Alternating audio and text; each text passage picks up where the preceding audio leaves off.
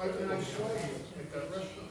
Yeah. Arabiana. Right. That's right. And to be fair, I was talking to this kid and I said, you know, I really don't want to talk about it. So, okay. Really? But it's not even good. It was a while. When you were there, I said, Okay. very nice. So I said, okay, I just wish you well, that's all. Good morning. How are you? How are you? So now we have to figure out how to get big over this man.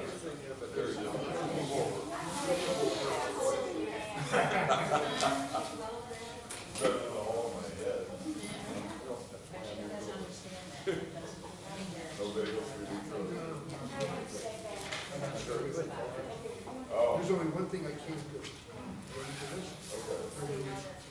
Oh, that's no good. None at all. Small person. Yeah.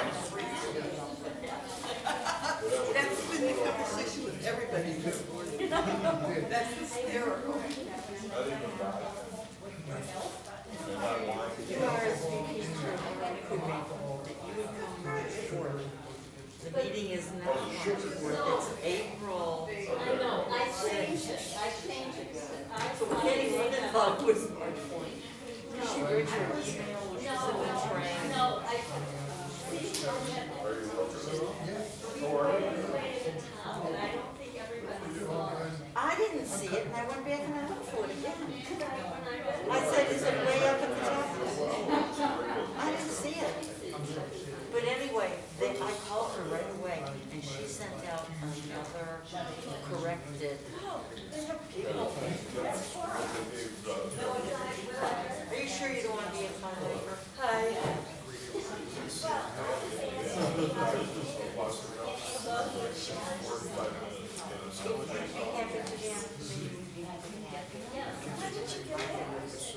Oh, that's why. Yes, yes, we're getting ready. I heard my brother picked us up at the airport. I know. He said it was a rough drive.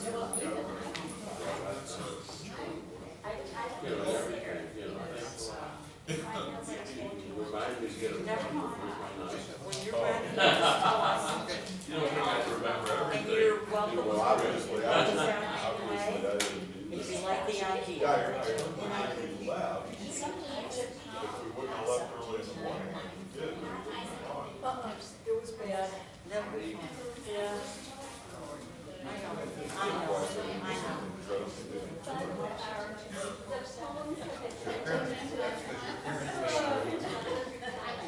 Oh, okay. So she said that was thought we would never use our 200 I used to. So what's happened on my grandmother, this was Okay.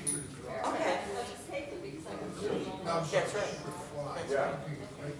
So, yeah, that works. That's okay with me. Do I care? I don't care as long as, $94. I think you have to make 200 minutes. No, 95. Or at least maybe 150. I told The best thing is to wait to see how the numbers are. So, and so we can leave her, we can leave the paper with her, and if we need more, and then what we don't need next time. the only thing is it takes time to. No, we Yes, I know, I know. Anyway, all right, I told her, I said, give you a sweet. yeah, And Klein was not even an average temperature. It was funny on the weather report on TV. We're looking for a cool down. But So it was from the 80s. I said, I'm not. life was raw time. Yeah. Especially if we do 100 Very nice, but in advance. poor was They being understand crowded. massive, so we're doing it all the time.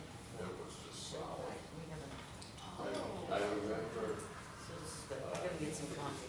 going through Lauderdale. Good morning, good morning. Good morning. Hi. Rabbi. Morning. Appropriate. I'm sorry?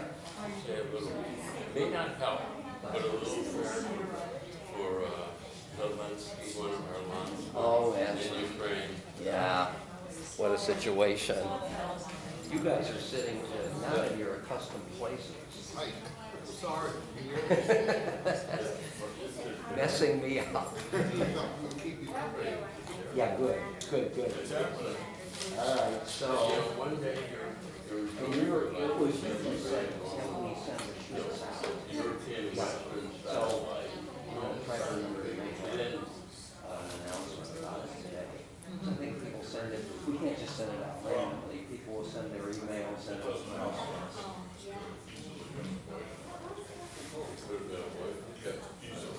Good morning. Good morning. How are you? Shabbat. Same sheets as last week. Oh, good. Okay. Do you guys have your sheets? Hey. Pardon? No. You have your sheet, Carol?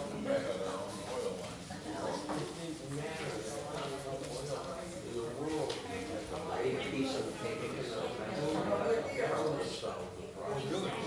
Well, it wouldn't have made the foreign oil to Europe. It would have made the foreign oil. He's good. He's very close, but it's a Could long. have slowed this down. About the opera itself or about the production? Kind of low, the French and Italian version, which is your preferred, how come, you know, But I was reading, complex creation and episodes. I was reading a whole article. More than random physics. Okay, you know it? You should take a listen to it. It's a medical plan. Good morning, good morning.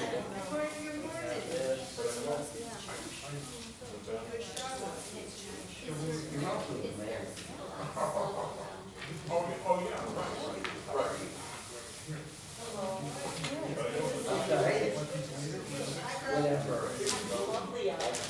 So much.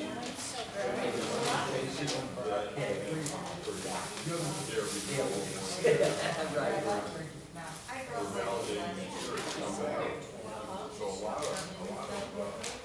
Yeah, right.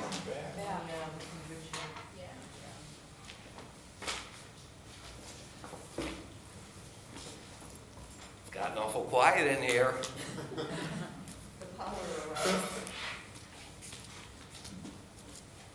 How is everybody?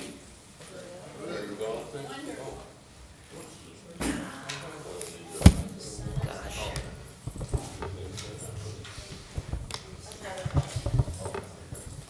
Are there bagels there? Yeah, good. They're last week. Yeah, that's right. They told me on the way in that they are last week's, the bagels.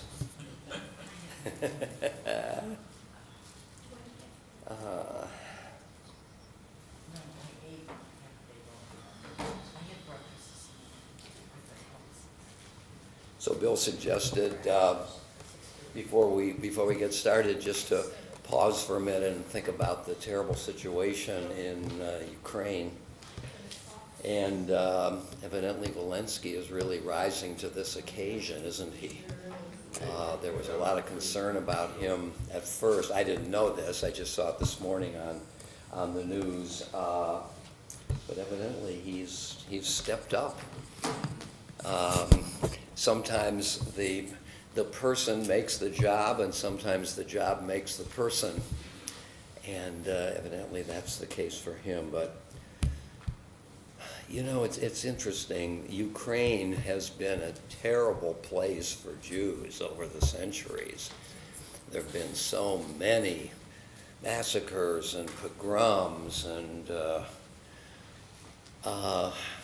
of course, at this point, it's a democratic society, state, so we're hoping for the best, and we have to root for it. But there is this background that is really so terrifying, but we'll hope for the best here.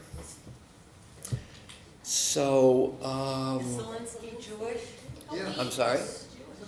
He's Jewish, yeah. and so is his Minister of Defense. Oh, seriously? Did not know that. Are there any Jews that still live there? Yes. I'm sorry? Is there a community of Jews that live in the Ukraine? Well, I just don't know the answer to that. A big community? There's a rabbi there. According 200,000. 200,000 Jews in Ukraine. Wow, I didn't know that. And the reason was in the 60s, the Ukrainian government appealed to the world that anybody's family remnants that had property before World War II, it's theirs, come back. Interesting, I didn't know that. Okay, well, we'll just hope for the best, that's for sure. Welcome to those who are live streaming. Somebody suggested to me a week ago or so that since we're now back and there will be handouts from time to time, I mean, we do use our Bibles, but there are handouts that those of you who are live streaming would like to have the handouts too. I can't do it as easily as I do it when you're here, but here's a suggestion. If you're interested in being on the handout list, send your email address to my assistant, Cindy Wilson. She'll put you on a list, and every time we have a handout, she will just send it to you as an attachment to an email. And this way you can see it and you can download it. I mean, obviously, I don't know who's watching at any given time, so I don't know to whom to send out the attachment. So let's do it like this. So just send her an email indicating that you would like the handouts from Torah Study. And her email address is C, the letter C, ABC, Wilson @ttti.org. CWILSON @ttti.org. If you only do 2 T's, it won't get to her. Candy? Sometimes Cindy sends things in WinDot mail, which has got to be some internal temple thing. I didn't know that. Because if she doesn't send it in a JPEG or something, I can never open In a- her yeah, attachment. dot. Really, I really? can't open the WinMail either. The PDFs I can, but not the WinMail. Yeah. that's Okay. it. And that And has so to- some of the that's- poems that's I more on can't the receiver open. side. She's not sending it via that way. That's how your computer or laptop or iPad is picking it up. Accesses them. Well, I'll talk to her about it and see if she can send it the most universally accessible way possible. I don't know what that is, maybe it's a PDF. Then you can just download it and have it. You can't work on it, but you can have it. All right, I will ask her about that. Very good. So let's continue with our blessing. Baruch atah Adonai Eloheinu melech haolam, asher kidshanu b'mitzvotav v'tzivanu la'asok b'divrei Torah. We praise you, Lord our God, sovereign of the universe, who sanctifies us with his commandments and joining upon us the obligation to immerse ourselves in words of Torah. Amen.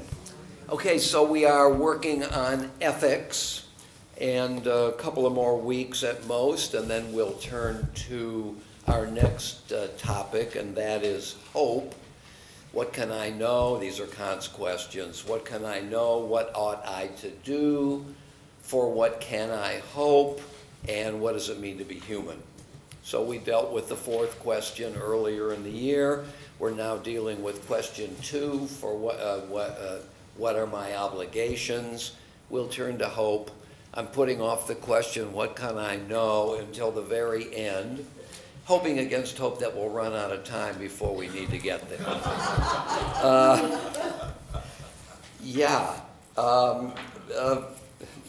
What can I know? I mean, the whole question of knowledge is a big issue.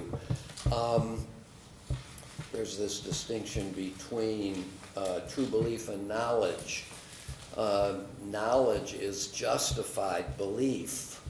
Now, the Bible is very heavy on belief, but does it really have an interest or an awareness of the question of justification? That's the difference between knowledge and belief. Belief, I say I believe X. If I want to know X, I have to give an account of why it is X is knowable. I have to give reasons. And the Bible is not interested, I think, at all in a philosophical process of giving reasons. So whether we can talk about the Bible's notion of knowledge as opposed to belief, but we'll face that issue if we get there. Okay, so here's what I want to do today. Last week we looked at the issue of gossip, and we looked at the issue too of leaving the corners of the field. Both of these are from Leviticus 19, which is just filled with ethical interest. We noticed that gossip, that is triangulating for A to talk to B about C, who is not there, is corrosive, not only problematic for the individuals, but corrosive of social peace and order. So Leviticus 19 is concerned with what are the things that threaten a society from within, gossip being one of them, and what is it that can help to make a society more whole, more coherent, where people in the community are getting along together. And I think that's kind of the meta-interest of Leviticus 19. Gossip is corrosive. If we are not generous to those who have less than we do, that's corrosive too. It creates an increasing chasm between the haves and the have-nots, and we have to be aware of the have-nots, that they have a right to a decent life, and therefore we have to be generous. And way ahead in Leviticus 25, when we talk about the 7th year and the Jubilee year, people get a fresh start every now and then when debts are eliminated and we can start from ground zero again. So another issue, another corrosive feature is resentment. And if we look at Leviticus 19, I want to look at a series of commandments in what I take to be a kind of mini narrative. We're looking at Leviticus 19, verse 17. You shall not hate your kinsfolk in your heart. Okay? I'm calling that resentment. Reprove your kinsman, but incur no guilt because of him. You shall not take vengeance or bear a grudge against your countrymen. Love your fellow as yourself. I am the Lord. Okay? So you can see here that there are 5 commandments at work, and the movement is from hate to love. In other words, in the language of social well-being, communal well-being, the Torah, I think, here is trying to wean us of resentments that cause alienation and accumulate a kind of negative energy that is not good for society and certainly not good for relationships.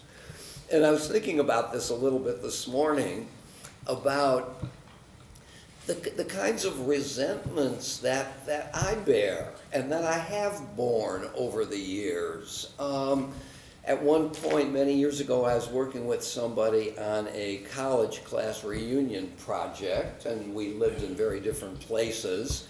And we were emailing back and forth about a common project that was going to be utilized, deployed at a reunion. And he just was not getting back to me.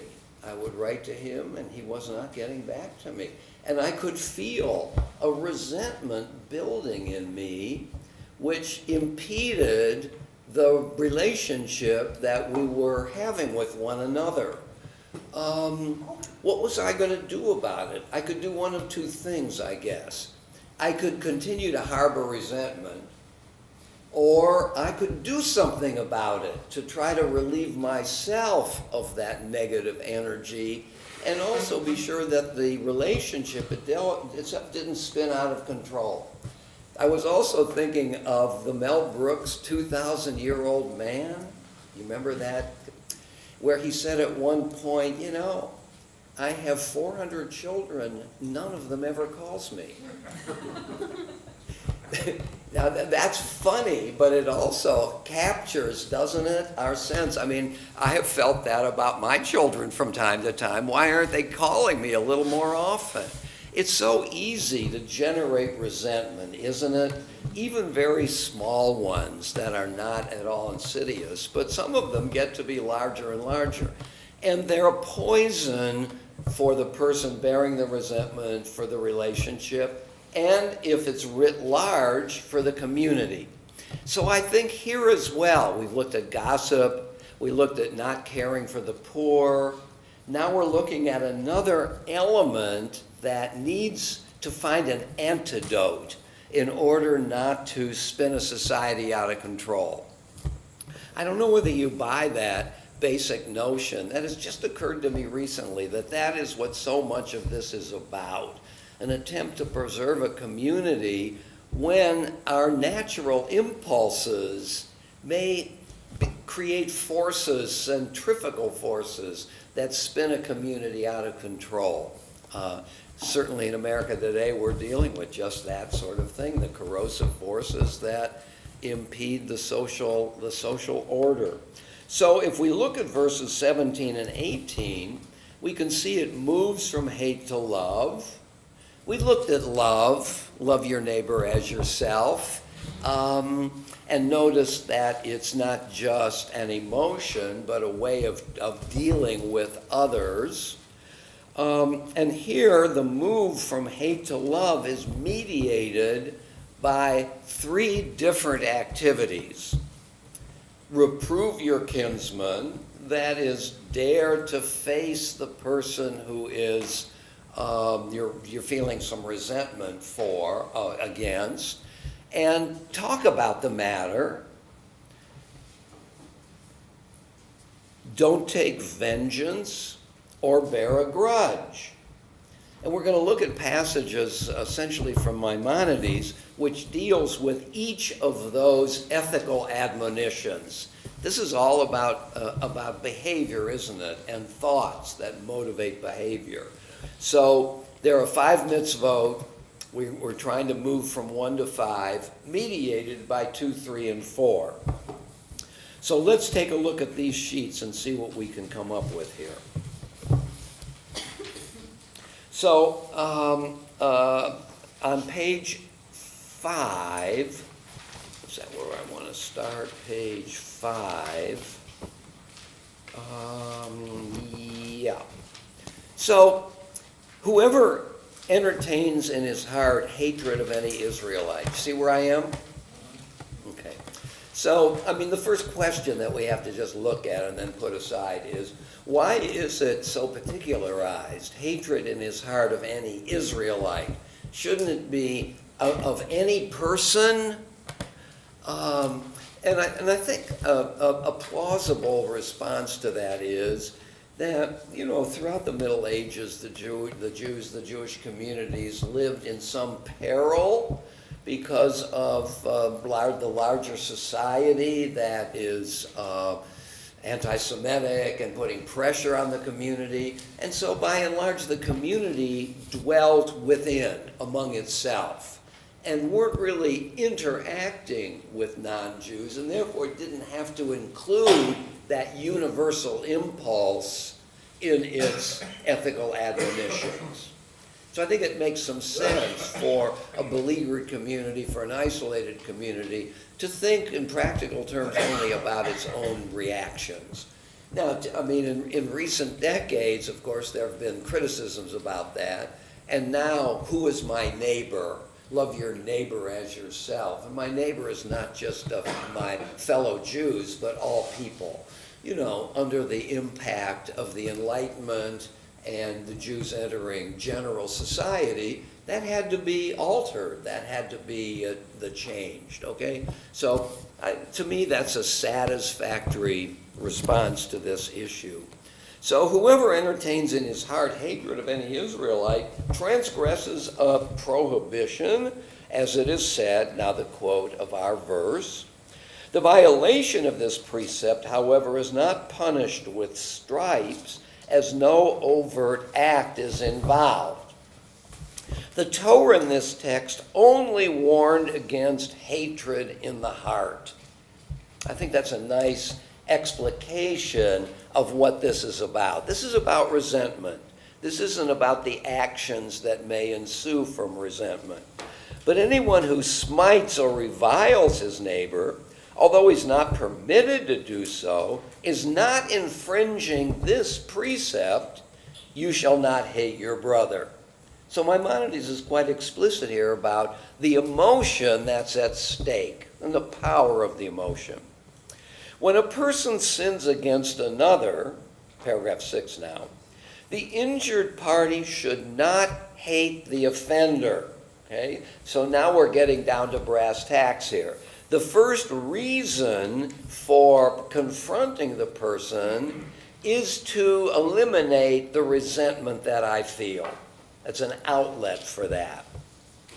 When a man sins against another, the injured party should not hate the offender and keep silent, as it is said concerning the wicked, and Absalom spoke to Amnon neither good nor evil, for Absalom hated Amnon. You may remember that story in 2 Samuel 13, right after the David and Bathsheba episode. And you remember that Nathan has said to David, because you repented of your sin, you will not be punished, but there'll be trouble in your family from now on. And this is the beginning of it. Amnon, the half-brother of Tamar, seduces and rapes her. David hears about it but does nothing. And Tamar's full brother, Absalom, hears about this. Maybe she complains to him, I don't remember. And he decides not to do anything about it right away. And he does conspire finally to kill Amnon sometime later. But in the meantime, he's harboring hatred in his heart toward his half-brother. It's a good narrative illustration of this issue. And of course, the whole thing spins out of control because Absalom kills Amnon, and then Absalom tries to usurp the throne from David, and finally Absalom is killed, and David is so remorseful about the whole thing, and so on. So it's a long episode, but this in a way is part of its beginning. Okay? So it's a good proof text for what Maimonides is up to, right? But, after the quote, it is his duty. How do I know it's his duty? Because there's a commandment here, reprove your kinsman. Well, that's a mitzvah, right? And so we know it's a duty to do this. But it's his duty to inform the offender and say to him, why did you do this to me? Why did you sin against me in this matter? And thus it is said, you shall surely rebuke your neighbor.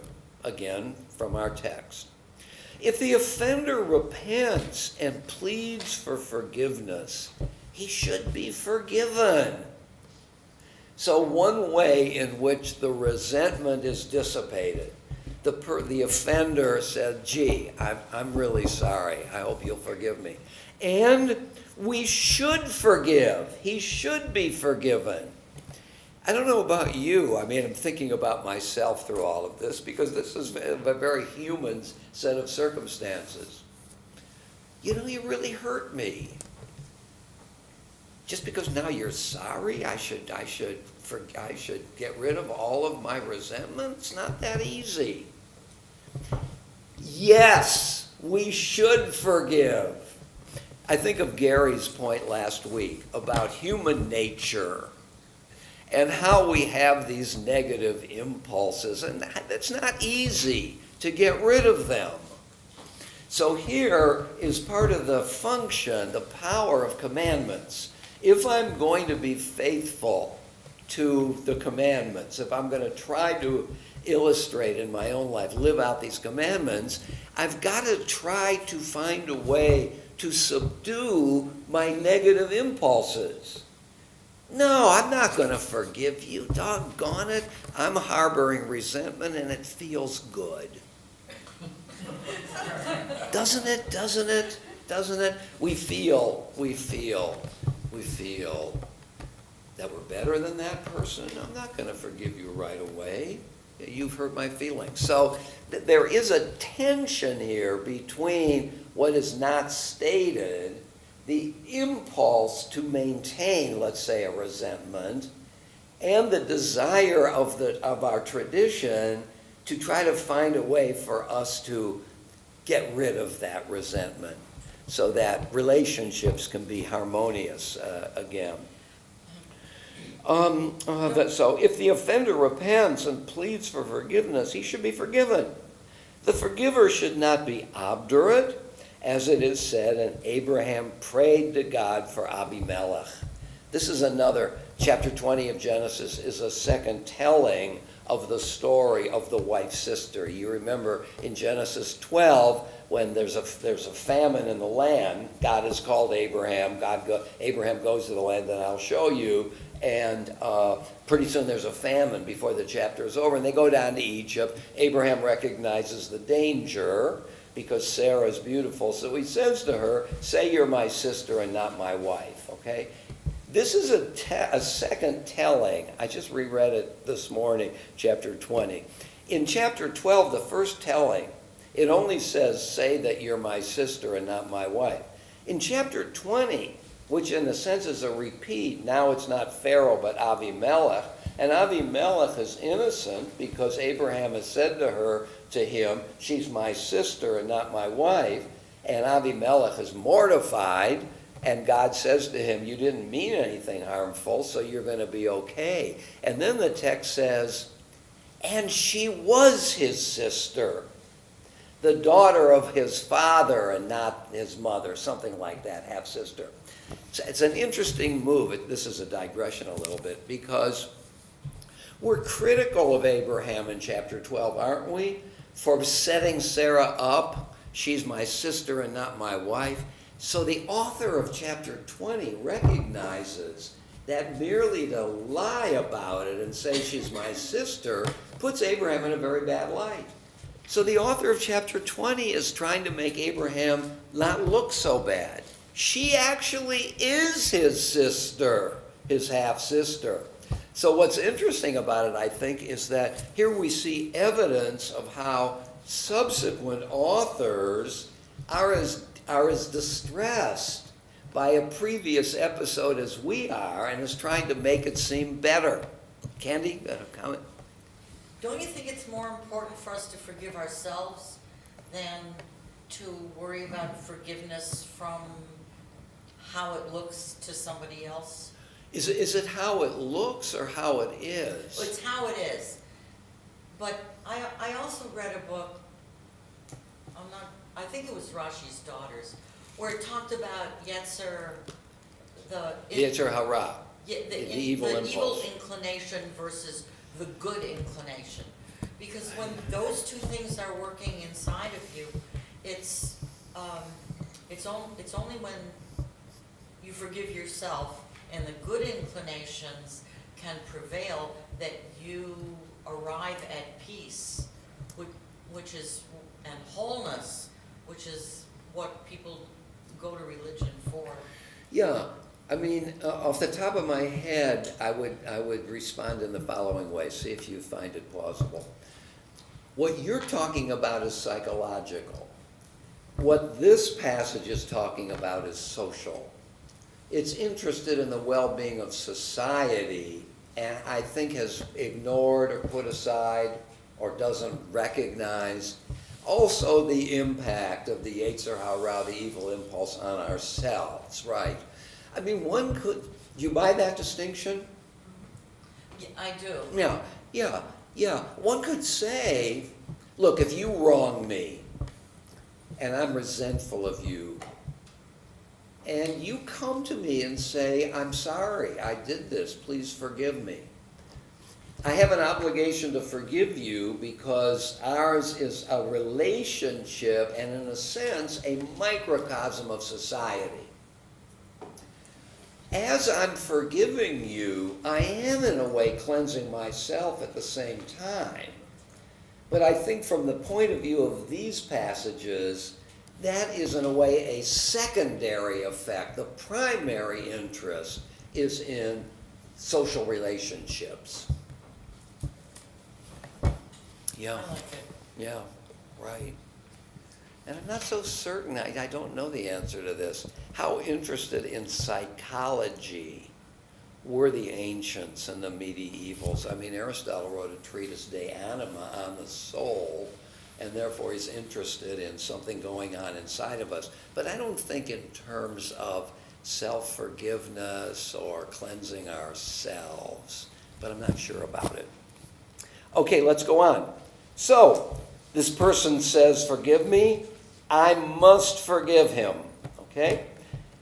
If one observes, by the way, Candy, I think a piece of evidence for your view, your suggestion, is right at the beginning of paragraph 6. When a man sins against another, the injured party should not hate the offender. So the first reason for trying to get over it is that I cleanse myself of hate. So I think your point needs to be given a little more weight than I gave it in my response. Verse 7, if one observes that a person committed a sin or walks in a way that is not good, it is a duty. Notice this is something of a repetition of the beginning of paragraph 6.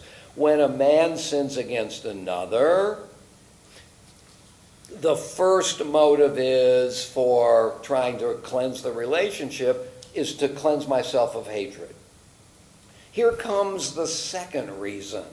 If one observes that a person committed a sin or walks in a way that is not good, it is a duty to bring the erring man back to the right path and point out to him that he's wronging himself by his evil courses. By the way, do you see an echo here of the issue of gossip? You should point out to him, confront the person who has sinned, and not talk about that person. You know what so-and-so did the other day? That would be gossip. So here they're picking up, Maimonides is picking up that gossip problem as well. That he is wronging himself. So the first reason for not hating is to kind of cleanse myself. The second is to help the person who erred.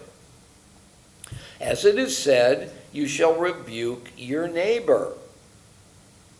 He who rebukes another, whether for offenses against the rebuker himself or for sins against God, should administer the rebuke in private. Now notice, by the way, Maimonides recognizes how dangerous, how perilous this issue is. Lynn does something that I don't like. I'm going to go there and say, doggone it, do you see what you did, and so on. I have, as the rebuker, to know the right way to rebuke. So the ethics here, I have an obligation to confront the person, but I have another and equally important obligation to do it in the right way. Because look, Lynn did something I don't like. I'm going to lord it over her now. I'm better than you are. I see you did something wrong. That's a problem if that's my attitude. So attitude becomes very important here. Maybe that's partly a psychological impulse in this too. So does the psychological and the social ever come head to head? And I would think that it does. Yes. Like, for instance, if a soldier is commanded to kill an enemy, and yet, like during all those Holocaust trials, right, or treatment of people during World War II. Well, they're certainly caught up in the same. It involves the individual and it involves the relationship, almost inevitably, doesn't it? And is it not more important to be true to yourself than to be true to social norms? That's an interesting approach, actually. I think this is a more modern approach. I think that the ancients feel the priority of community over individual. You know, I gave a Devar Torah a couple of weeks ago on the importance of responsibilities, equal if not more important than rights. Rights are about me. And the issue of rights, my right, doesn't really enter political discussions until the Enlightenment. Maybe I'm certainly modern political philosophy gets to be more concerned about my rights than my obligations. The ancients develop a theory of obligation, and therefore community is more important. I was reading something the other day, which I'm going to try to quote here at some point, but let me see if I can find it quickly. It's not what I intended to quote, but I don't know. I probably can't. It goes something like this. I am because we are. I gain my individuality insofar as I'm a member of a larger entity like a community. It's Descartes who finally, or at some I don't know if I buy that. All I'm pointing out is your concern for the individual, which is of course important, comes to be an issue, if I'm not overstating it, more in modern philosophy than in ancient philosophy.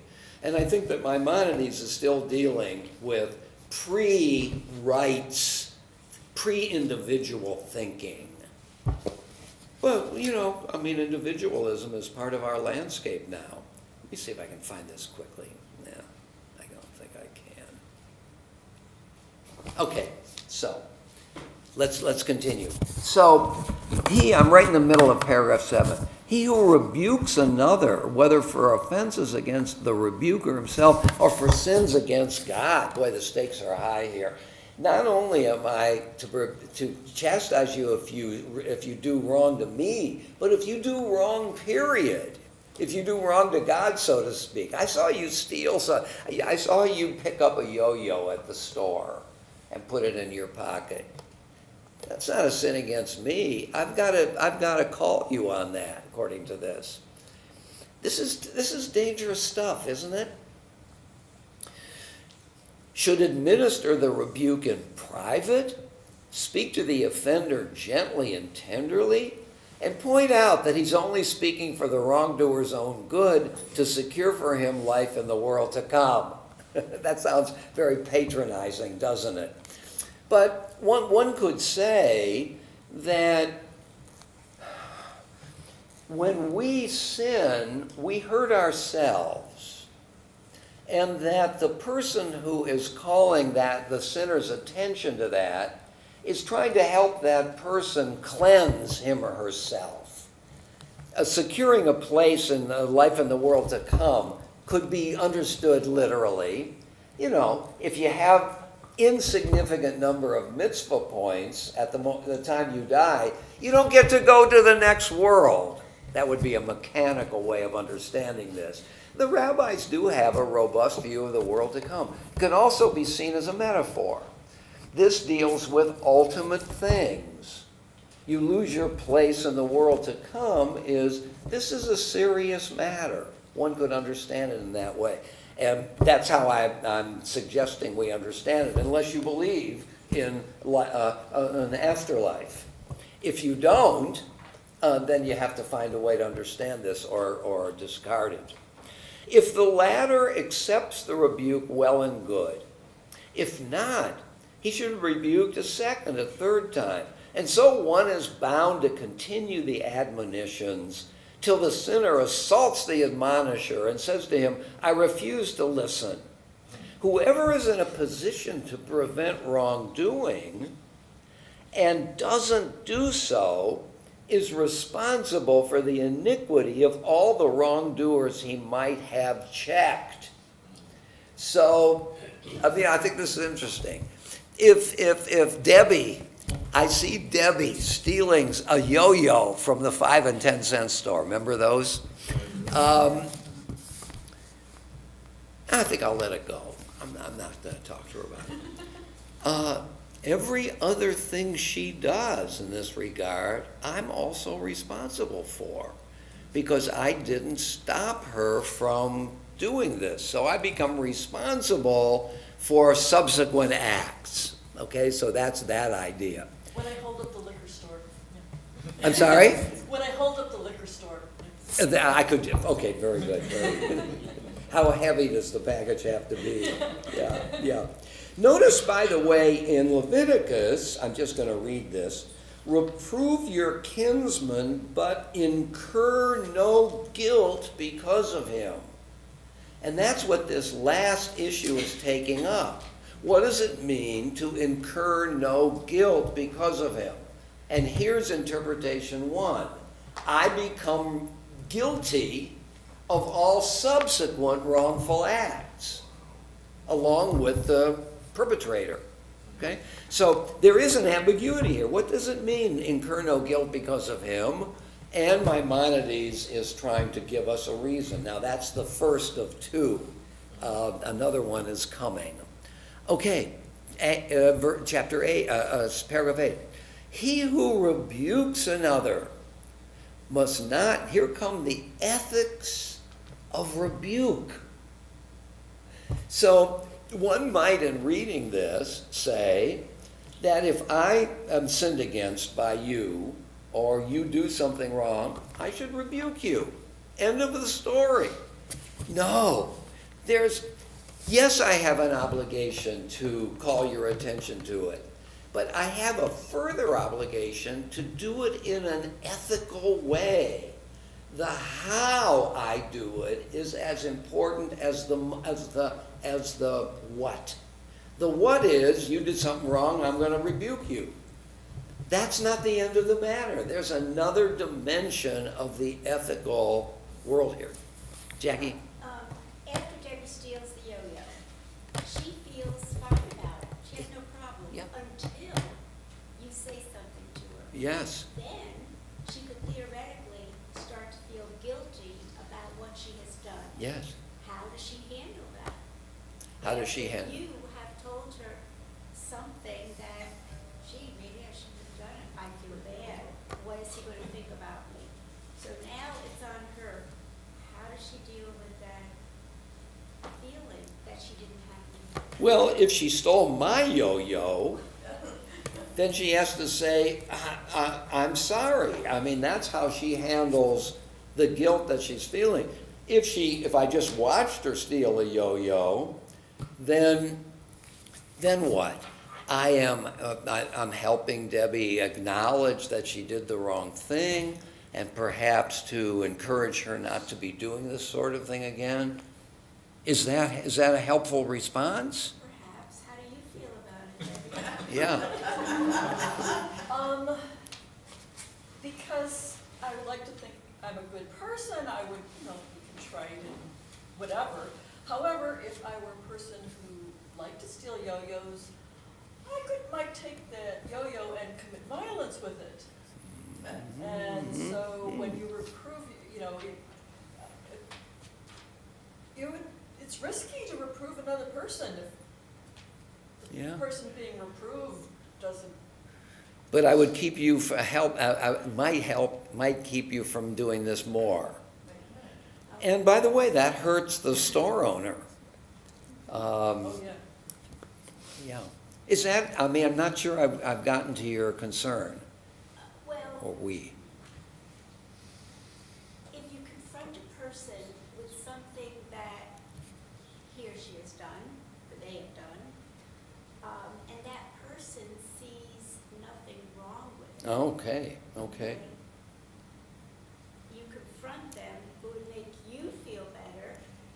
To do that. Yes, now if the person really is embarrassed or ashamed, Yes. they wouldn't do it again. If they were. Yes, I think there are two kinds of people there. And I have an obligation, as we'll see, not to shame Debbie That's also a bad thing to do. So I'd have to do it in private, that's the private thing and so on. But you raise an interesting point. What if she has no moral sense about this? I think it's a good point. Would the process work at all?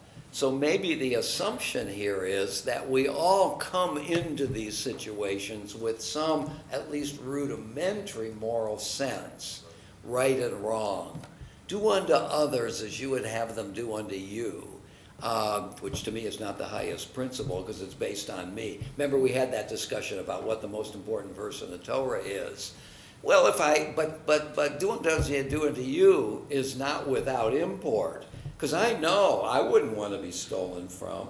Debbie, how could Debbie not have a moral sense? Since living in the world, we recognize that we'd better do good because others might.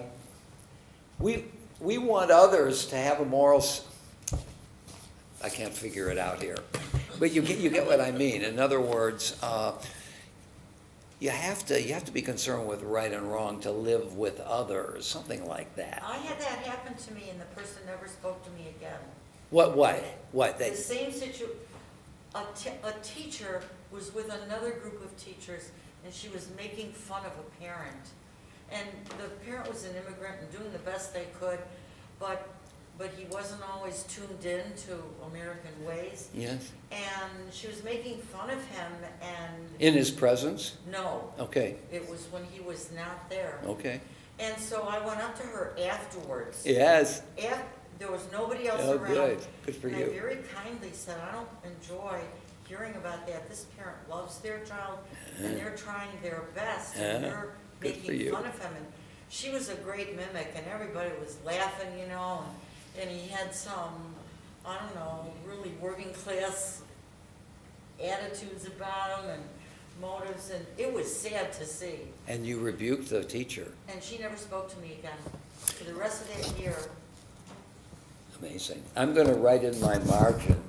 Talk to Candy Angle about The it. thing is, I felt so bad about that. Yeah. But I seriously Good for you. examined my own actions and said I handled this properly. Yeah. I spoke to her privately. I did it gently and with concern. Yeah. And she didn't get it. She Yeah. just didn't get it. She was, an intelligent, reasonable person. And I said, maybe it's none of my business and I'm not going to do it again. Maybe she You didn't said get it. that. I said it to myself. Said it to yourself. I Yeah. said it to myself, and that's what I learned from the instance, but that's not what you're teaching here. I don't know. Or I it's not mean, what's being you taught. did your duty there. You were trying to heal a situation, and you had some resentment, which you were trying to dissipate. She didn't do her part. In other words, if the goal here is to reestablish the social order when it's been violated, she had an obligation as well to say, maybe she did in her heart. Doesn't sound like it though, because she didn't speak to you I don't think she had again. a clue. Yeah, Bennett? It says in under 6 here, it says the offender repents and pleads forgiveness, which implies that if they don't repent, you don't have to forgive them. Yeah. Right. I guess so, because, it does say here in 7, 4 lines from the bottom of paragraph 7, if not, he should be rebuked a second and a third time.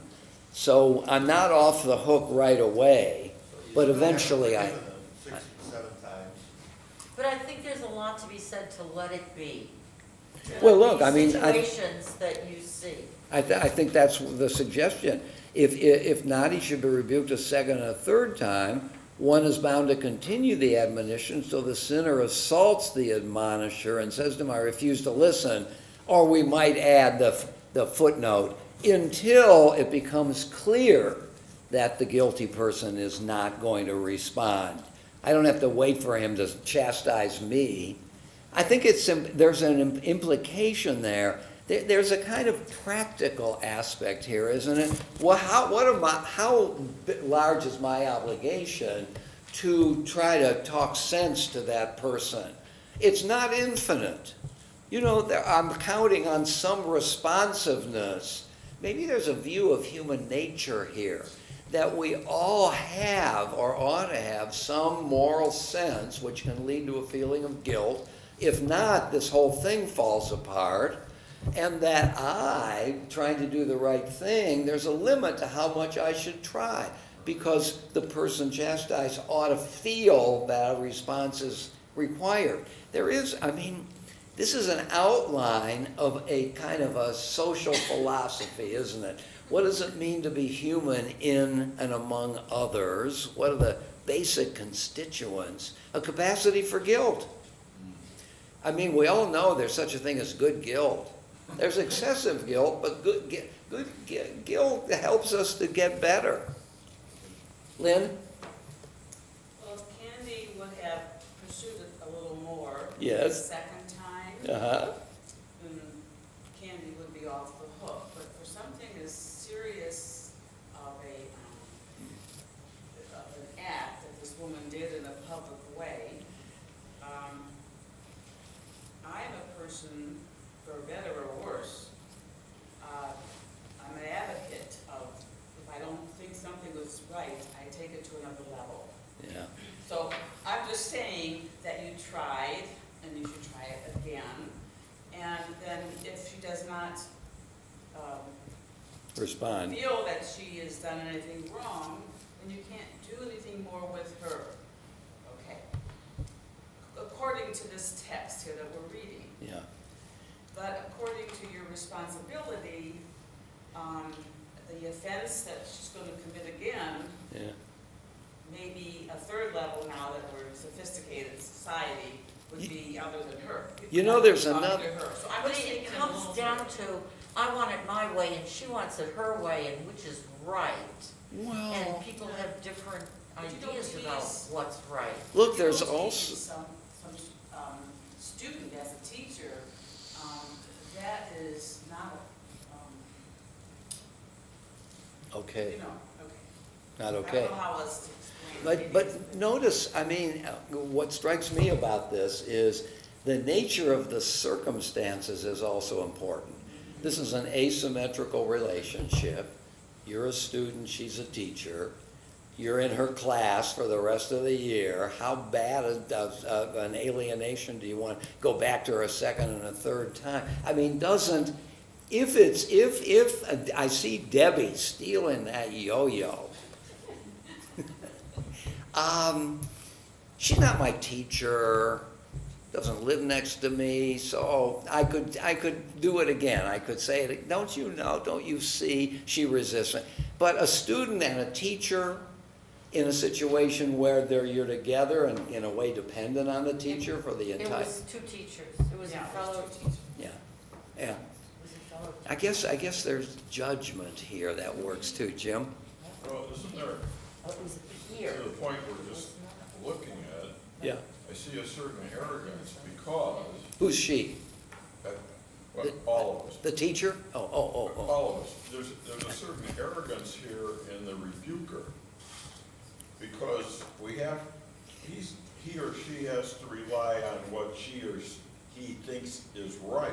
Yeah, That's right. And then we've got this list here in chapter 19. yes. But aside from that, in society, we have laws, we have norms, we have this and that. And then you have somebody run in and say, you know, you guys are wrong, I'm right. So you better do it my way. Yeah. Now, how does the guy running into the situation so sure he's right? Yeah. Because the odds are maybe he isn't. And so, to your point, when the woman is probably in her head, who the hell is this to tell me what to do? Yeah. Now, maybe she's right. Now, the Yeah. way you describe it, she's not. To Yeah. our thinking. Right. But maybe in some other society, she didn't do anything wrong. Well, it's a good point. We've got a set of rules that we live by that we think are right or wrong. It's pretty hard to force it on the next guy. That's right. You know, but there's a difference here between, I'm just making this point, it's not yet a response to you. Between if you wrong me, or you do something wrong. If you wrong me, then the issue of right and wrong doesn't enter the picture because, right? So what we're talking about is the second situation, stealing a yo-yo. You know, stealing is wrong. And you're making the point that how do I know it's wrong? It just may be a norm. But aren't we dealing here? It's an interesting question. I mean, each society has its norms. No, what I'm saying is there's rules, and we kind of have to go by them or we'll have total chaos. Right. And so the person that runs in and appears to be arrogant may well be, but there's no other way the society can work. Oh, that's your point. No, I think that's right. I think that's right. So there's two components to his running in. One, trying to rectify a wrong, and the other is how he does it. Arrogance is a how. If you do it morally, if you take care of the how, then the what is clearly relevant, because these are our laws. Bill? Yeah, I mean, I think there's a large distinction between petty sins and grievances and major sins. Sure. I think there is an absolute duty to warn the public that is not specified here in certain situations, such as inappropriate sexual conduct, Yeah. sharp business practices. Yes. At that point, and of course then you go back to the admonition against rumor. So whether you know it to be true and how you know it to be true, I think there is that obligation that isn't mentioned here that gives you somewhat of an absolute duty to warn the public that I don't think is discussed here at all. Interesting. So like it's ignored, really. So I should say, I'm going to rebuke Debbie, but I'm also going to warn everybody, watch out for Debbie. Isn't that And for certain types of For sins. certain types of sins. You know, and I'm talking about really ones that really affect the community or Yeah. could do great harm Yeah. to others. That's an interesting point. Sure. Yeah. I don't know. Yeah. You know, I'm drawing a blank. I The just, whole Me Too movement is predicated on sure, that. of course, social responsibility. Right. A predator. Bill Cosby, I can just say it, was, yeah. No, I don't know whether there's anything to say about that. I think it's a very, very good point. At some I think point, it becomes corrosive. Using Bill Cosby as a vehicle for that conversation, if women had the courage to speak amongst themselves directly way back when against him, Harvey Weinstein, Yeah. and their like, I mean, they would have been curtailed very quickly. Yeah, maybe. Society would have, He's a hero, and you don't buck Bill Cosby. Let's not get into Bill Cosby. I'm sorry I did that. Joan? Thinking about Jean Valjean and why a person commits. And you don't always know if you're rebuking somebody, why they have Right. did this wrong. Well, that's the point here of gentleness, right? I mean, so I try to say, Debbie, you know, why did you do that? Well, because I've got starving kids at home and I need to find a way to feed them, and that yo-yo I can sell to somebody. Maybe that the gentleness is benefit of the doubt. I don't know what it implies, but there needs to be some sensitivity to the situation as well. I mean, this is a rule-based society, but there's also a humanism here as well as merely following the rules, treating somebody with deference, trying to cure resentment. And so consequently, I don't run in arrogantly and make all kinds of presumptions. I say to Debbie, gosh, I also know that Debbie is harboring very much interest in the Porsche down the street.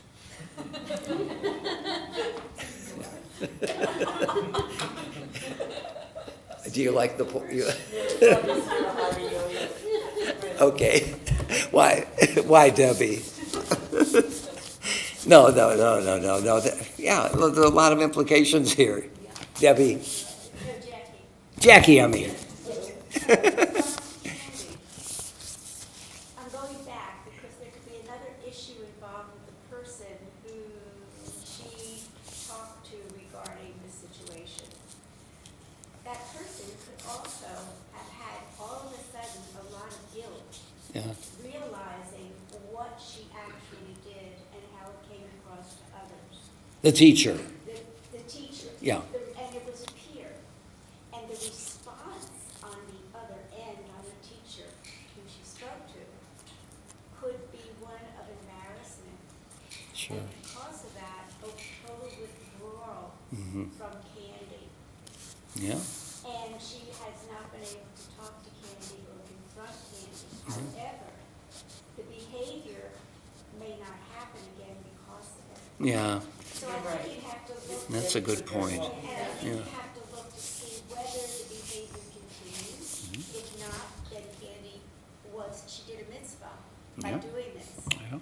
And the response of the other person could, it's all, Psych 101 or something? Mm-hmm. It could be that the guilt, Mm-hmm. I can't talk to you anymore, I can't even look at you anymore because I'm so embarrassed. Yeah. It's an interesting point. I mean, but I think that this, not necessarily but, is dealing in a more narrow sense with our obligations and doesn't deal with the consequences of our action, which, if one were analyzing an entire situation, would have to be taken into account.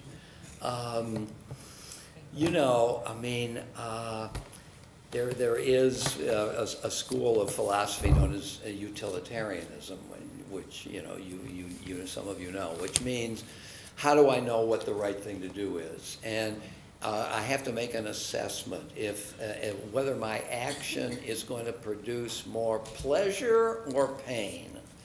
And the action, the alternative that produces the most pleasure, is going to be the action I should do. It's a consequentialist position. What are going to be the consequences of my action? What are the consequences of Candy's response to the teacher? Well, in some sense, you can't understand that just in terms of that micro encounter, that the teacher is embarrassed. Maybe it wasn't the right thing to do because there's more pain that comes out of that encounter than pleasure. And yet, your point is that maybe there will be some repentance, some rectification. So even though in a smaller sense, the consequences are problematic, if you take a larger view, they become less problematic. So even though I might say to Candy, well, from a utilitarian point of view, well, your action produced more pain than pleasure. You shouldn't have done it. But in a larger sense, but you're suggesting, it turns out that maybe it is a good thing. So that's the problem with utilitarianism. All the consequences are never in, and you don't know how to weigh them. The nice thing about utilitarianism is it gives me a method by which to decide what to do. But after having said that, it's hard to know exactly how that calculation spins out. Let's continue here. Can I ask one thing, because I'm hard of hearing, and I'm not always hearing everything. Yeah. Candy, were you a teacher in a group of other teachers that were taught? Okay, so you were equal to that teacher. Oh, you were equal. I thought you were a student. That's what I thought Ah. all along. Ah. We were Okay. peers. Oh, you were She peers. was equal, and the That teacher was. I said the situation was asymmetrical. I was Yeah. wrong. I was That's right. wrong. I did hear it. Okay, very good, very good. Okay, so let's do 8. Go to 8. I think we started it, but he who rebukes another must not at first speak to the offender harshly, so as to put him to shame, as it is said, and thou shalt not suffer sin on account of him. Now that is the second understanding of and incur no guilt. The first meaning is if I don't stop that person and she continues or he continues to steal, I become responsible for subsequent actions. That's the first meaning, because I didn't stop it. I'm not exclusively responsible, but I had a chance to put a stop to it. The second now meaning is, by rebuking badly, I incur guilt here. You shall rebuke your neighbor and not incur guilt. Don't you see that Maimonides is getting into the multivalence understanding of this. He who rebukes another must not at first speak to the offender harshly so as to put him to shame, as it is said, you shall not suffer sin because of him. The sin of shaming another person. That gets to the how I criticize, doesn't it? So that don't incur guilt has a double meaning here. Since it might have been supposed that you are to rebuke the sinner till he changes color, therefore it is said, and you shall not bear sin because of him. Hence the inference that it is forbidden to put an Israelite to shame, especially in public.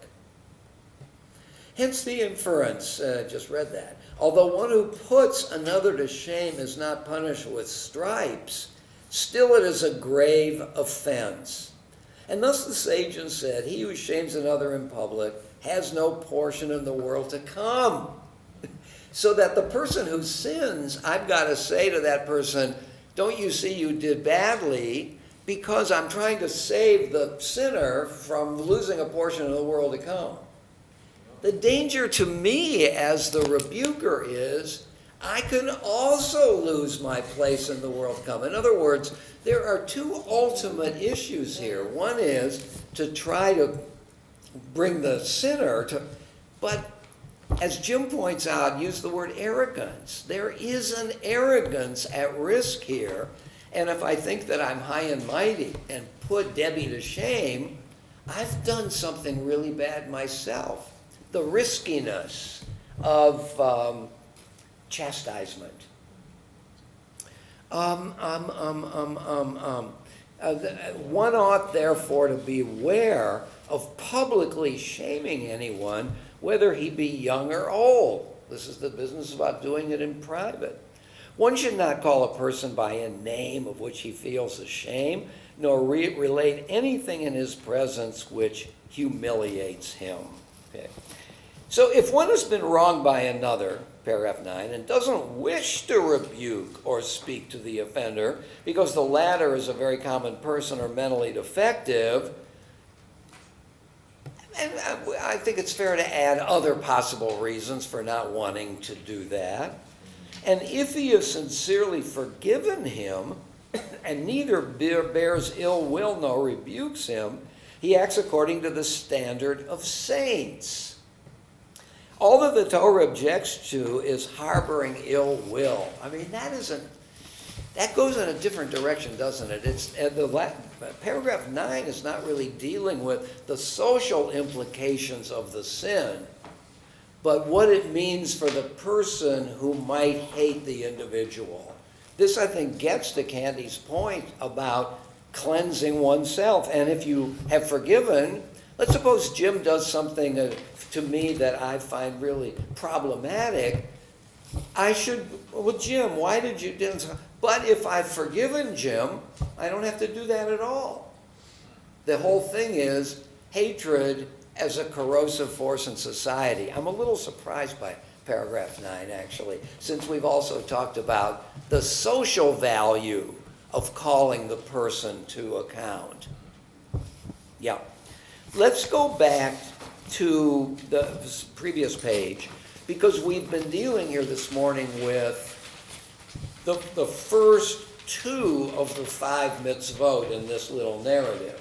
Don't hate and rebuke. Now we have to deal with vengeance and a grudge. Okay, the other two components. So here we are on page 4, the middle paragraph. And this is Rashi. This isn't Maimonides now. You shall not avenge. If one says to, and notice, by the way, that at the end of this paragraph, it cites the source, 2 sources, the Sifra. The Sifra is a midrash on the book of Leviticus. And Yoma, which is the Talmud. Yoma here was spelled with a J, I don't know why. Yoma is Yom Kippur, the day.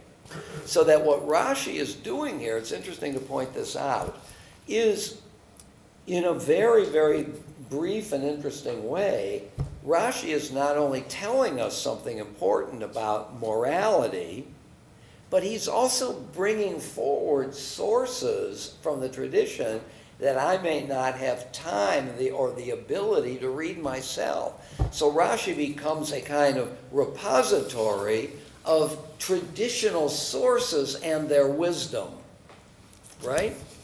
That's part of what makes Rashi so central. You shall not avenge. If a person says to another, lend me your sickle, and he replies, no, and the next day he, the latter, says to him, the former, lend me your hatchet, and he retorts, I'm not going to lend it to you, just as you refuse to lend me your sickle. This is avenging. You wouldn't do it to me, I'm not doing it to you. And what is bearing a grudge? If one says to another, lend me your hatchet, and he replies, no, same beginning as the first instance, and on the next day he says to him, lend me your sickle, according to the first instance, I would say, no, you didn't lend me your hatchet, I'm not going to lend me your sickle. In the second thing, lend me your sickle, and he replies, here it is. I'm not like you, because you would not lend it to me. This is bearing a grudge, because he retains enmity in his heart, although he does not actually avenge himself. Don't you think this is quite brilliant, actually? I'm not sure whether it's Rashi or these sources that is the source of this anecdotal way of talking about it. But it is quite brilliant, isn't it? Because the two situations are, for all intents and purposes, the same, but the outcome is the opposite of each other. No, I'm not going to lend you because you didn't lend it to me. Yes, I'm not like you. So I'm going to lend even though you wouldn't. So what's the difference between vengeance and grudge? And which is worse? Lynn? Well, vengeance is an act, and then a grudge is something, a verbal or, blaming. Well, a grudge is within. A grudge is within. A vengeance is an act, and a grudge is a feeling. And which is worse? I'm sorry? It depends on the situation. I suppose it depends on the situation, yeah. Lend me your AR-15. No. One is short term and the other is long term. Okay. In a way, when I say, no, I'm not going to give it because you didn't give it, now I've said it, and it could be over. Whereas if I'm harboring ill will, so there's an order here, isn't there? Vengeance comes first before grudge because it's from the smaller to the larger. It's the other way around. Is it? The grudge comes, I think the grudge, the vengeance contains the grudge. The vengeance contains the grudge. But doesn't it get rid of it? And see, I'm not going to... You still have a grudge. I'm sorry? You still have a grudge. The guy comes But to still you have the a next grudge. day and says, I want to borrow your shovel. No, Okay. you still can't. I want to lend you anything. I'm continuing the grudge. It isn't. That's a good point. That's a good point. Up to your point of your comment, we felt that harboring an ill will is more problematic than the deed of vengeance. And now Bennett is suggesting that vengeance includes the grudge, and therefore is more problematic. Very good, very good, excellent. Yeah, I like it, I like it. God, these are complex situations. I mean, that's what we're learning, I guess. So let me ask you this question now that we're at this particular moment. here's been the nature of our conversation this morning. We're reading fairly straightforward stuff here, and there's a lot of good things in it. But we have not been satisfied that these expressions get to the complexity of the situations, right? Well, what about this? Well, what about that? And so on. So on the one hand, I could say, what we've looked at this morning is very, very helpful, clarifying, even brilliant. On the other hand, I could say, what we've done this morning is tantalizing, but hardly sufficient. Because in the real world, situations are much more complex than these straightforward statements make it out to be. So I'm giving us a choice here. And maybe it's not fair to make it so rigid. Has the discussion so far been more satisfying than unsatisfying? Or the other way around? Not because we're not so good at it, but because the situation is, we need straightforward statements. It's good to get clarity. On the other hand, straightforward statements don't begin to cover the complexity of things. So I'm satisfied, I'm not satisfied. Could I ask for a vote? What's your view here? Is, if you had to vote,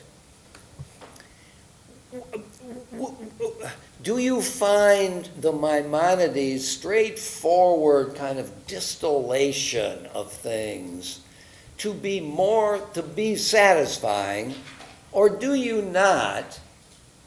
Because the situation is much more complex and these things don't begin to get to it. Everybody have a choice here? I'm not writing down our answers. How many think, I'm going to vote too, how many think that it's satisfying, just what we have here? How many think it's not? That's great, that's great, that's great. By the way, how many think it's satisfying? This side of the room. How many think it's not satisfying? This side of the room, and Debbie. And Maida, yeah. That's interesting. This table, no. This table, yes. This table, no. That's so great. What do we learn from this? Rabbi? Yes. I think those of us who believe that this is satisfying realize that society needs succinct rules. There will always be a group of people in that society who will delve into the rule and, shall we say, expostulate all kinds of what-ifs and details that may, at a certain age, challenge that rule. But those are the people that society also needs. There are those who will accept the rule on its face, and society has plenty of those, we hope. Yeah. So let me redefine the two groups. This group are legalists. They're positivists. Here are the rules. That's important. Yeah, then we could have a discussion about it. We probably should. But it's good to start with a solid base of rules. This group is the philosophers. Let's think about it. By the way, I don't know if I've ever told you this anecdote before out of my own life. When I was a student rabbi, and as a student rabbi, we had what we called bi-weekly pulpits. Every other week, we went to a small community to serve because they couldn't afford a rabbi. I happened to go to Kokomo, Indiana. And about halfway through my year there, an elderly congregant said to me, "Let me tell you how every one of your sermons unfolds. Let me tell you how you do your sermons. You pose a problem, and then you say, 'Let's think about it.'"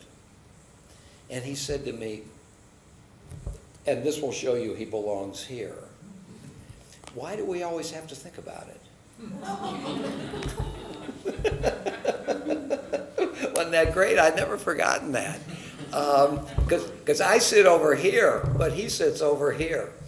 But I do like this group as well. Okay, very good. I mean, with a few exceptions. Let's take a look at page 6. And before we do that, I'm just going to read to you another verse from Leviticus 19. This is verse 32. You shall rise before the aged and show deference to the old. You shall fear your God. I am the Lord. Okay? So this is a complex, although terse, statement. Rise before the aged and show deference. Maybe those are synonymous, but one could say they're not. Rising before the aged is one example of showing deference, which is a larger category. We could say that. You shall fear your God. Why is that in here? What does that mean? What does it mean and why is it here? I am the Lord. So it's a pact. It's a pact series of sentences, isn't it? So let's look at the bottom of page 6. And notice that this is from the Talmud itself. Our rabbis taught, you shall rise before the aged and show deference to the old. You shall fear your God. I am the Lord. You might think one must honor even a wicked or ignorant old man. But the Torah used the word zakein, which means old, which means wise man. It will mean wise. What this person's, it means old, but the connotation is wise man. You see what this sage is suggesting is that this rule doesn't apply to every elderly person, but just that subset who happen to be wise. Okay? Rabbi Yossi of the Galilee said Zakein means, and here's a Hebrew phrase, Zeh Shekana Chachma, which means one who has acquired wisdom. Notice I have underlined certain words, the Z, the K-A, and the end. And if I lift them out and read that by itself, it says Zakein. See that? In other words, this person's interpretation is Zakein, if you really spin out the letters, means the wise old. Why should I show deference to the elderly fools, is what this person is saying. Okay? Isi ben Yehuda says, you shall rise before the aged means all old people. See, a nice little dispute here. Rabbi Yochanan used to rise even before non-Jewish elders because he said, how many adventures have befallen them? I mean, the implications are pretty clear, right? I mean, what's the difference here? The difference is between a group of elderly who are wise, for however they got there, and the other are not wise in that sense. What are they? Survivors. I'm sorry? Survivors. And what does it mean to be a survivor? What does it take to be a survivor? To live long. I'm sorry? Start with living longer than others already. Okay, and how do you do that? Here we are. Well, for a starter, having some good DNA.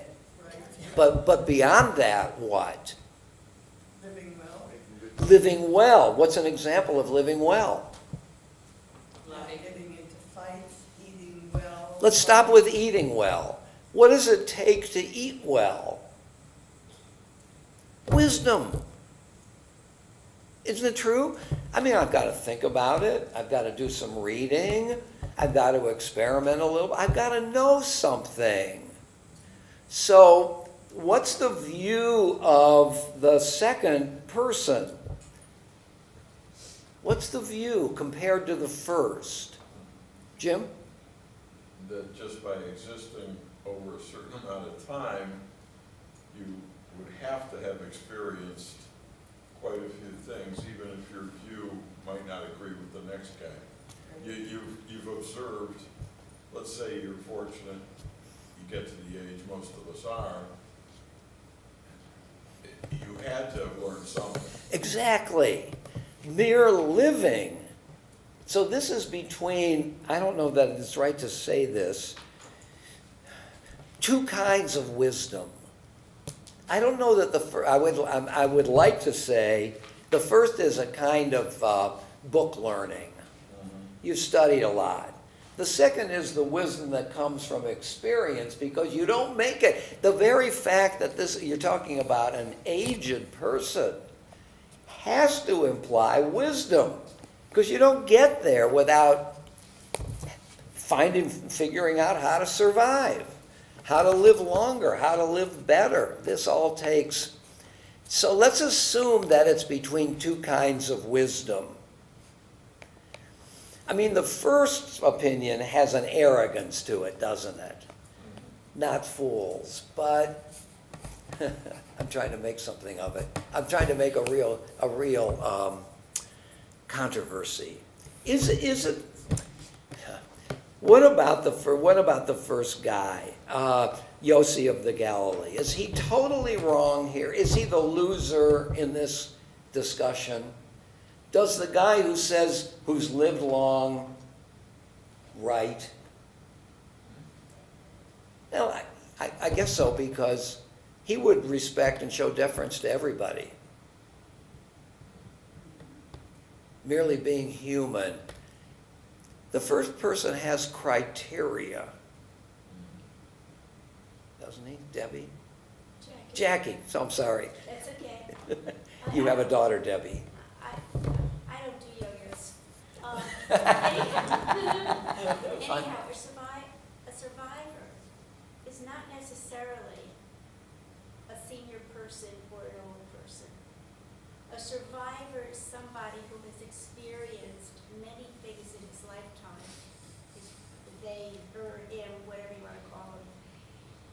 So I had to disagree with that. What's your disagreement? You could be a survivor as a teenager. Yeah. But a survivor does not necessarily mean elderly. No, but we're talking about elderly here. Yes. We're not really talking about survivors. I know what a survivor, I just had to say that. Yeah, no, I think you're right. I think you're right. But the question here is, what are the criteria for honoring the elderly? Are they specific, or are they built into the? You make it to old age, by definition, you should be honored. I think is the second position here. Let's just because our time is running out, I want to get to the last thing here. So let's turn to page 7. And show deference to the old. What does this mean? Do not sit in his place. Don't contradict his words. Don't close your eyes as if you do not see him. This is the reason that the Torah said, you shall fear your God. In other words, it's now taking on the other parts of this sentence. For this matter is given over and dependent on the heart of the one who does it, as no one but the person himself knows whether the old person was seen. That's an interesting point. Honoring doesn't necessarily mean an action, it means an attitude. And if I go over to Menorah Park and speak to somebody who's 98, and I'm not that interested, and my mind is wandering, and I haven't experienced that person. If I'm clever about it, that person doesn't know that I haven't been paying full attention, and nobody knows. Except fearing God suggests that this is a matter of the heart, and even if there are no public consequences, still I'm violating something. And regarding every matter that is given over to the heart, the Torah writes, and you shall fear the Lord. It's so interesting, isn't it? Because I might think that the phrase, "you shall fear the Lord," means what it says. I should fear God. I should have a certain attitude toward God. That's not what this interpretation said. This is a dramatic way of saying, you should what? Your intention, what you feel, should be authentic. It has nothing to do literally with fearing God. I like it because if we have trouble with fearing God, we don't believe in God, let's suppose, or we have trouble with fearing in general, why should I fear God? This gives us a way of understanding this. This is about authenticity, and that's a way of saying it. Okay, so I think we've done it. The next thing I wanted to do, which we'll do next week, is who are the teachers? And what I want to look at especially is some prayers in the prayer book, comparing the traditional prayer book with our prayer book. And I'm going to want to quote, and I'm just going to mention it now, a book that I've been reading that I think is a fabulous book. This is by Michael Schur. Evidently he's a Hollywood writer. And the name of the book is How to Be Perfect. And the subtitle is The Correct Answer to Every Moral Question. And the word perfect on the page here is not spelled fully. And the last letter is here. See, so already this gives us an insight into the kind of book this is. And here's the kind of books this is. He's dealing with issues of ethics. And what he does in the first half of the book is he describes 3 powerful ethical theories. Aristotle's view about virtue, the utilitarian's view, which we talked about, and Immanuel Kant's view about following the rules. And he does a very good job at explaining it. I mean, for a person who's studied these things, I admire how he's done this. But it's written with humor, and then the second half takes on particular situations and applies them. This is a book well worth reading. And so it's by Michael Schur, S-C-H-U-R, How to Be Perfect. Let's see if I can find very quickly something here, and then we'll stop. Yeah. Did you say S-H-U-R? S-C-H-U-R. So he's talking about utilitarians here. And he says, but we also saw that determining the moral value of our actions based solely on their results can be impossible or misleading or hard to calculate, or all 3. That's the problem with utilitarianism. So what if we ignore the results? What if we think about moral responsibility not in terms of the results, but in terms of the actions themselves? What if we could determine the moral worth of what we do before we do it? What if, faced with a choice between killing 1 person or 5, he's dealt with the so-called trolley problem. What if, faced with a choice between killing 1 person or 5, the trolley problem goes essentially like this. Some of you may know it. Debbie, yours raising. So I'm the conductor of a train, and all of a sudden the train, I can't control it anymore. I can't stop it, and I see ahead there are 5 workmen on the track ahead, and I know that if I don't do something, I'm going to kill all 5 workmen. But I do have one opportunity here. I can pull a switch and go on a side track. But on the side track is 1 person. So now I have to decide, let it alone and kill 5, or make a choice and kill 1. And what do I do? That's the trolley problem, very famous problem.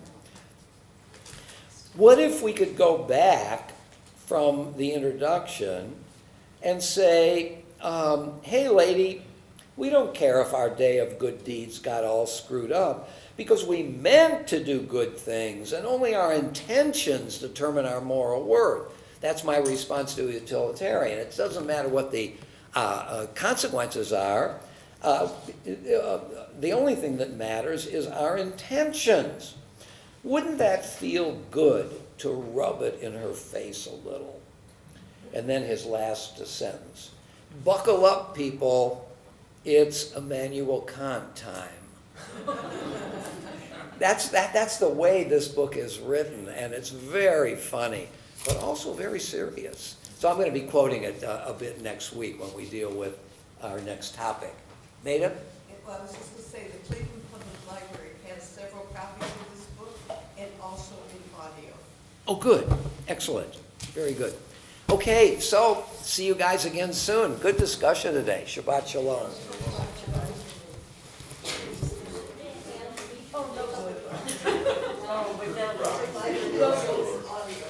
My dad. I hate you missing that. Okay, thank you. I think I need to read this. So you quoted the story about when you were working at your class.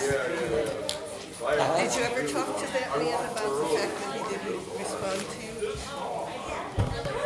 Because it sounds like you're still holding on to it. Yeah, I know. Well, there are two possibilities. One, I'm not holding on to it, but it was a good example of how I did hold on to it, or I'm still holding on to it. Well, to some degree, to remember it. To remember it, yeah, I do remember it. I don't feel I'm holding it on to it anymore, but I do think I confronted him gently. I think I'm sure you did. Well, I tried, you know, our deadline's coming, and I know you're busy, and so I thought maybe at some point he said to you, you know, my wife is very sick and I'm not thinking about what I need to be doing. I didn't know whether that would come up or.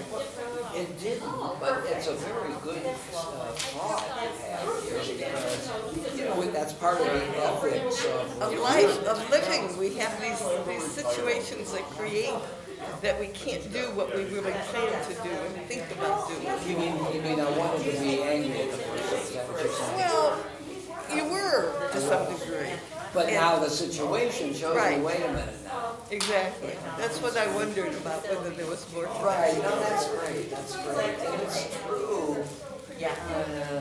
In so many situations where you're a little upset with somebody and then you discover, I mean, you can discover two things, that they're not being very responsible, and that's the judgment. Right. Or Or there's stuff some. going on in their lives. Exactly. And I've often found the latter to be the case. You know, you're upset. You feel good about being upset. You know, I'm upset for a good reason here, and I'm feeling righteous. Right. And then you find out, wait a minute now. Person is, and you say, well, brother, I gotta be more careful the next time about self-righteousness. And I have to tell you a nice thing that happened this morning. I was just looking at your publication, your monthly publication, and instead of just saying Wendy Dannenhirsch, it now says Wendy and Maury Dannenhirsch. So I said something to Carol about, I'm really happy to see that because he did it for her. And she said, I suggested it. And I said, thank you. You made a real impression. So it's that kind of thing that you can sometimes make happen when you don't even know you're doing it. No, I don't know where you get that. Yeah, it's all complicated, isn't it? It's exactly. Life is. But thank God we haven't get to be old. Thank you. After I start, I'm under the impression that there's a separate set out for people Yes, you're not on my list. Yeah, of course, definitely. I'm figuring it out. So I'm part of this. And you're doing Rabbi Klein's thing too. Yeah, it's very you know, that, I think I had, well, this would be perfect. It came from IBM, I think I had, where they had, Oh, seriously? Oh, I because didn't know IBM that. wanted their people to plan ahead. Oh, that's very good. Oh, so this has a history. It has a history, I think. Yes, I love it. That's Have a good week. How are you? I'm good, thank you. I'm glad to be back. Worst comes to worst. And I did this, I have this throughout this year. Several times, I guess, it's a little frivolous, my turn across. To me, anyway, that's the Leviticus, now I understand more. But it would cost 30 cents a week. And I just wanted to say two things. One, I think that what we read was a framework for people. And I have to pick out, Because we don't have a basic rule, simplicity of it.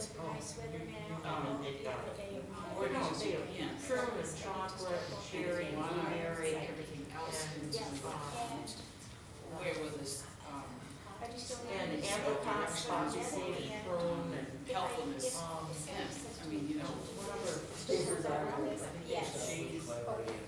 They also, have pastry and. it was wonderful, wonderful. I went to one before and it wasn't as grandiose. This was